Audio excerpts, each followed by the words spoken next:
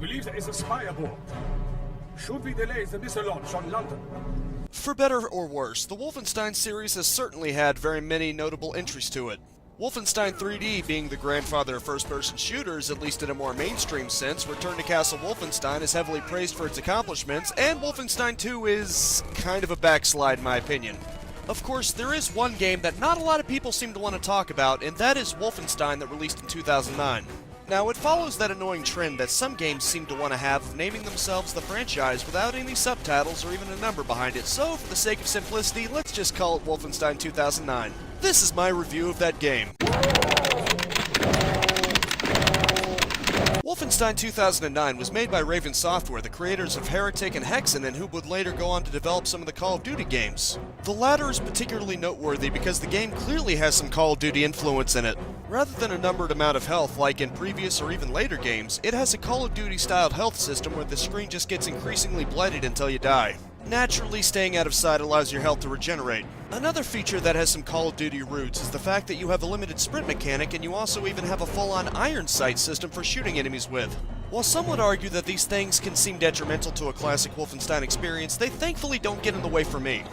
Unlike most Call of Duty titles, Wolfenstein 2009 has pretty open areas and you can carry more than 2 weapons at a time. In that sense, it's not purely Call of Duty, nor is it purely 90s first-person shooter-esque. It's more of a combination of the two, and I'm okay with it. While it might be better to have purely classical shooter mechanics, at least what they did use doesn't really distract from the fun. Blazkowicz has a whole assortment of weapons to choose from, of course ranging from expected weapons like assault rifles, grenades, and a rocket launcher, but he also has some more interesting weapons. These include a particle cannon, a flamethrower, the Tesla cannon from Return to Castle Wolfenstein, and most interestingly, a Lycan Faust 44, which I can best describe as being a little like the BFG from Doom, albeit with a more direct fire as opposed to area of effect. One unique thing that Blazkowicz has in this game specifically is that you have supernatural powers. They originate from crystals that he adds onto his little medallion device, and they include opening up a veil to better see enemies as well as reveal secrets, one that allows you to slow down time, the world, one that gives you a shield, and one that empowers your weapons so that you can cut through enemy shields. Depending on the situation, each one can be very helpful if your back's against the wall, and even the lowly veil can be very useful since it highlights enemies to get a better shot on them. As far as enemies, you of course have the expected foot soldiers you see in any FPS nowadays, but things get a lot more interesting from there. Along the way, you encounter super soldiers that have weak spots along their suit that you can better see with the veil, mutants that rush at you, scribes that launch orbs at you and give shields to his allies, as well as invisible assassins that try to flank you unseen. At a few times, you even have soldiers on jets shooting rockets at you. The variety isn't exactly overwhelming, but it's enough that you can't get complacent for too long. There are a few boss fights, but the most noteworthy by far is the finale boss against Hans Gross, a clear wink and a nod to Wolfenstein 3D's first boss of the same name. He even fights you with twin miniguns. Now that's dedication to nostalgia, and I'm all over that. His main shtick is that he has the exact same powers as you, and as the fight drags on, both of your toon powers get taken away one by one, and you have to reorientate your strategy to get the upper hand on him. I'll admit, he was quite a challenge when I faced him, which only made obliterating him all the more enjoyable. As is series tradition, of course, you can also find secrets in the form of gold, intel, and Tomb of Powers, which are small black books found inside hidden containers in the walls. Gold allows you to buy upgrades in the forms of weapons and tomb upgrades, the latter of which only become unlocked as you collect Tombs of Power, and the former when you get intel.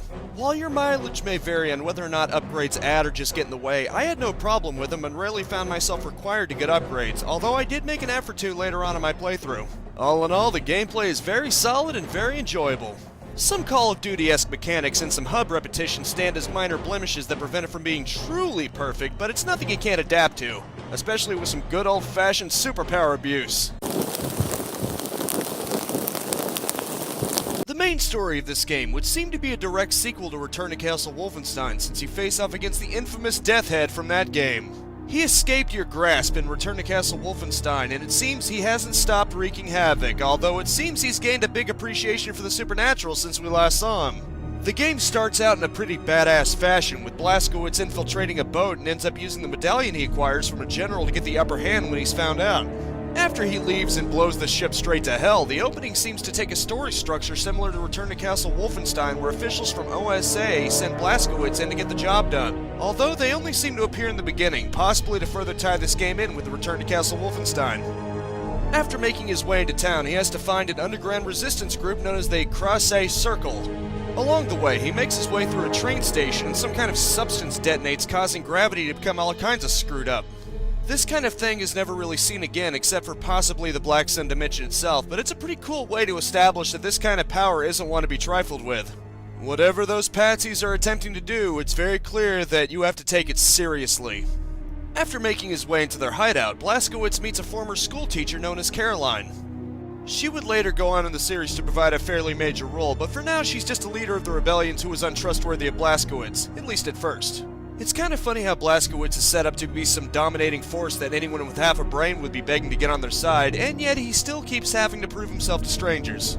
Making his way into a dig site, Blazkowicz meets a group of scholars who are also against the patsies, and one of whom teaches Blazkowicz about the medallion, giving him his very first crystal for the medallion, which is the Veil.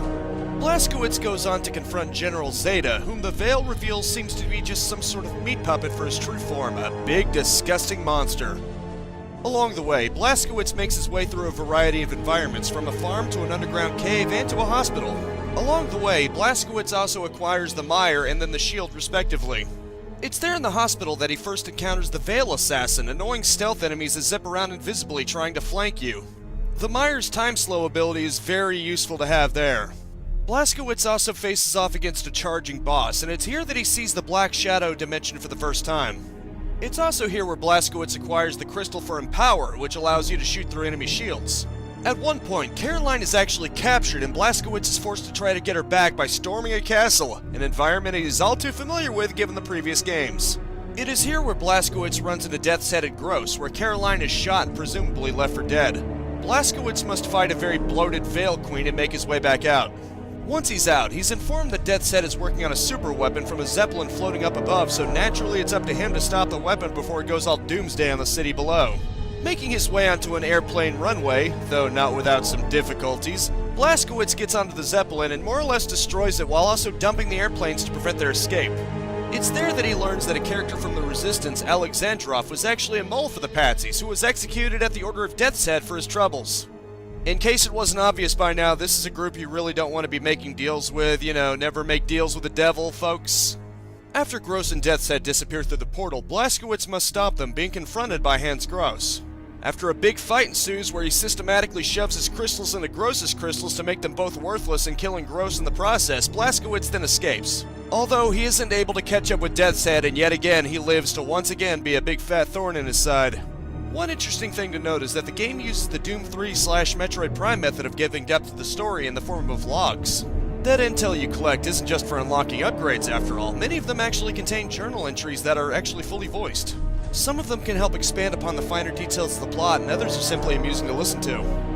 Personally, I really enjoy this style of storytelling. It makes the player feel accomplished for piecing it all together, and it's completely optional so it isn't forced down your throat. Looking at you, Wolfenstein 2. All in all, it's a very good Wolfenstein story, I think.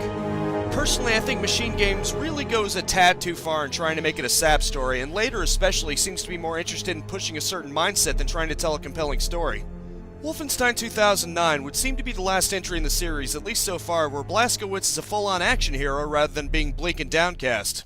This Blazkowicz may seem like a bit of a generic action hero, but I think I'd rather have that than a Blazkowicz who is complaining all the time, especially jarring when he immediately goes back to mowing down foot soldiers by the hundreds. All in all, it feels like Return to Castle Wolfenstein, which is stellar in my book. Wolfenstein 2009 was produced on id Tech 4, the game engine best known for Doom 3. With that in mind, I was pretty impressed with just how good the game looks compared to Doom 3. Granted, a game that came out half a decade and 15 days later is probably going to inevitably look much better, but one Achilles heel of the engine was its inability to do many light sources without tanking, so I honestly didn't expect outdoor environments to look this good. From those outdoor areas to the Black Sun dimension to the characters themselves, it looks quite good when you consider it's a PS3/360 era game. I'm especially a big fan of the farm level that starts out with you wading through a creek and ending up going through fields and into country-style houses. That rustic country look is always an aesthetic I have to admire, which reminds me I'll have to try Far Cry 5 out someday. The voice acting is pretty par for the course compared to Return to Castle Wolfenstein, which is to say it holds up every bit as well as that one does. Don't go expecting some grandiose Hollywood-style performance, but I never really found the dialogue to be jarring. It sounded well enough. Blazkowicz himself has spoken dialogue unlike the previous games, and he sounds a little normal for a man of his stature. It didn't really detract though, it works for what it is. When you're unleashing those awesome Veil abilities, the world practically explodes with bloom and color, but in that good subtle way where everything looks pretty, never going to the level that you feel like it's about to stab your eyes out. All I can really say about the sound effects is that they're there. It's not that they sound bad, it's just that I'm not really good when it comes to judging sound effects. They sound good for what they are. From the beautiful environments to the well-enough spoken dialogue that can get pretty amusing at times, Wolfenstein 2009 has a surprisingly solid presentation to complement the overall gameplay and a very serviceable story. I honestly didn't know what to expect going in, but Wolfenstein 2009 is definitely a better game than I gave it credit for, and I would say is more than a worthy follow-up to Return to Castle Wolfenstein. I would even consider it my second favorite so far, just below Return to Castle Wolfenstein. Granted, I just got started playing Old Blood, so we'll see how that one holds up in comparison. It's very unfortunate that there's no way to acquire this game outside of hunting up a physical copy, but this is the internet, I'm sure you all can find a way out there somewhere, wink wink. I would definitely recommend this game, although if you haven't tried Return to Castle Wolfenstein, you should go ahead and play that first. Not just because I prefer that game, but because this game seems to be a sequel to that one, so it'll help you put some things into context like Death's Head. Of course, once you're done with Return to Castle Wolfenstein, feel free to play this game if you want to see more of what made that game awesome. It really is a shame that Raven Software stepped away from making Wolfenstein games and that this game isn't talked about more. It really is an overlooked gem in my opinion, despite its minor flaws.